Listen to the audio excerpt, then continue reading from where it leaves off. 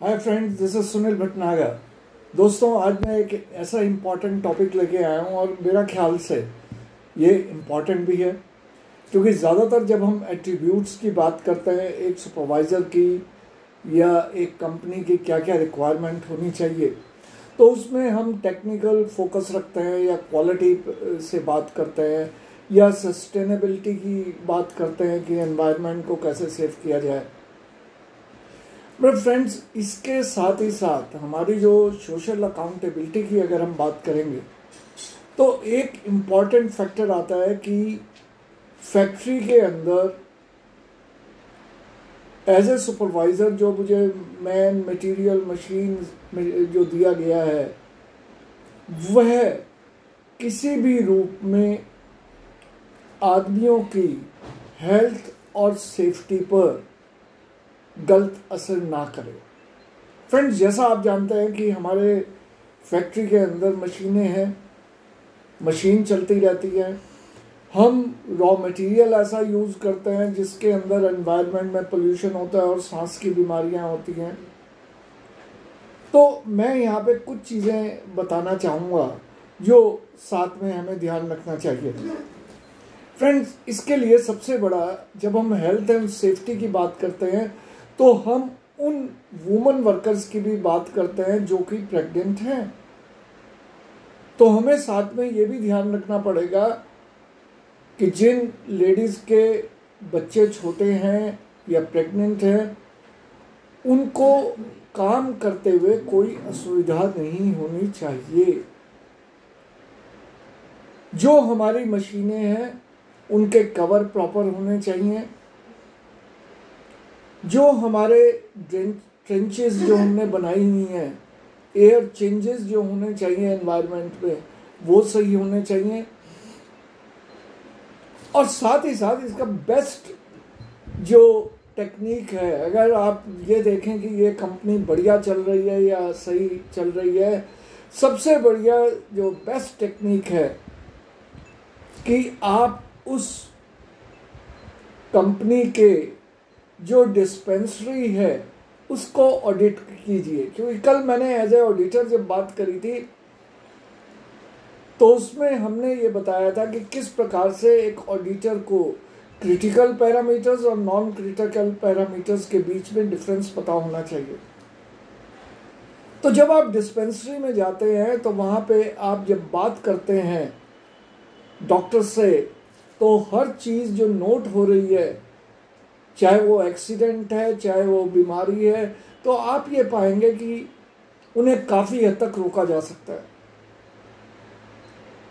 क्योंकि हम ट्रेनिंग पे ज़्यादा ध्यान देते हैं, हम मशीन को अपग्रेड करने में ज़्यादा ध्यान देते हैं, हम क्वालिटी की बात करते हैं, मगर quality of man is also important. कि जिस परिस्थितियों में काम कर रहा है वहाँ पे हेल्थ और सेफ्टी का भी ध्यान होना चाहिए। तो इस लिहाज से सबसे पहला ये है कि जो फैक्ट्री के अंदर जो हमारा एनवायरनमेंट है, जहाँ पे वो कार्य क्षेत्र है, तो वहाँ पे कौन कौन से कार्य उसे चीज़ें मिल रही हैं। तो मटेरियल मिल रही है, हवा मिल रही है, उसे ट्रॉलीज मिल रही हैं, कन्वेयर जो मशीन को मटेरियल को एक जगह से दूसरी जगह ले जाना। तीसरा चीज़ है कि वो जो टॉयलेट और वो जो इस्तेमाल कर रहा है जहाँ पे हाइजीन कंडीशंस अगर नहीं सही है तो वहाँ पे होगा, और टूल्स जो उसे अवेलेबल हैं। और चौथी जो चीज़ है प्रैक्टिसेस, मेथड्स। अगर मैंने पीपीई किट्स दी हुई हैं, प्रोडक्शन किट्स दी हुई हैं, इक्विपमेंट्स दिए हुए हैं, तो क्या उसका प्रयोग हो रहा है कि नहीं। तो दोस्तों, ये सारी की सारी चीज़ें हैं। और यहाँ पे मैं एक और जो चीज़ बताना चाहूँगा, कैंटीन है। कैंटीन के अंदर अगर एग्जॉस्ट फैन सही नहीं है या जो चेयर्स और स्टूल्स जो हमने दिए हुए हैं उनमें आयरन पार्ट निकला हुआ है, तो ये काफ़ी चीज़ें हैं। तो सबसे पहले अगर इन चीज़ों पे सुधार के लिए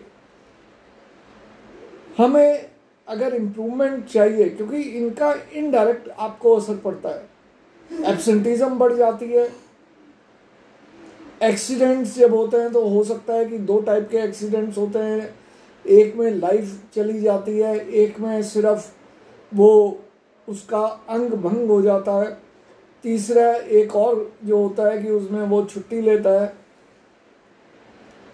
इन तीनों चीज़ों या चारों चीज़ों को अगर आप देखेंगे तो every loss it cost money. तो इसका एक सॉल्यूशन जो है मैं यहाँ पे आपके साथ डिस्कस जो कर रहा हूँ कि हमें एक कमेटी बनानी चाहिए, उस कमेटी के अंदर वर्कर्स, स्टाफ और जो डॉक्टर हैं उन्हें रखा जाए। वहाँ पे उन लोगों को बाकायदा वो जो है डिपार्टमेंट के अंदर राउंड ले।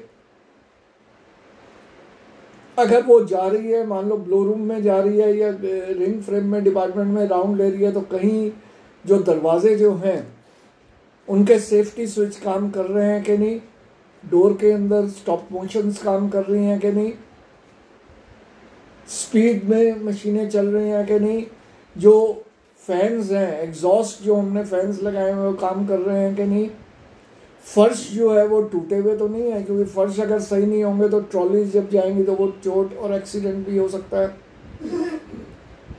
हमारे जो ट्रॉलीज हैं उनके व्हील्स लुब्रिकेटेड हैं कि नहीं है। वर्कर जो किट्स हमने पीपी किट्स दी हुई हैं, जैसे डाई हाउस है तो हमने उन्हें गम बूट्स दिए हुए हैं, हाथ में ग्लव्स दिए हुए हैं, सर पे वो दिए हुए हैं पहनने के लिए, वो पहन रहे हैं या नहीं पहन रहे, हेलमेट का प्रयोग कर रहे हैं या नहीं कर रहे। तो ये जो कमेटी है उसे एक पर्टिकुलर रिपोर्ट देनी होगी, और उसके लिए सबसे बड़ी ज़रूरत है कि इच्छा शक्ति। और यहाँ पे जो स्टार्ट अगर हम जब हमें कमेटी को करना है तो उसके लिए एक अवेयरनेस प्रोग्राम ट्रेनिंग डिपार्टमेंट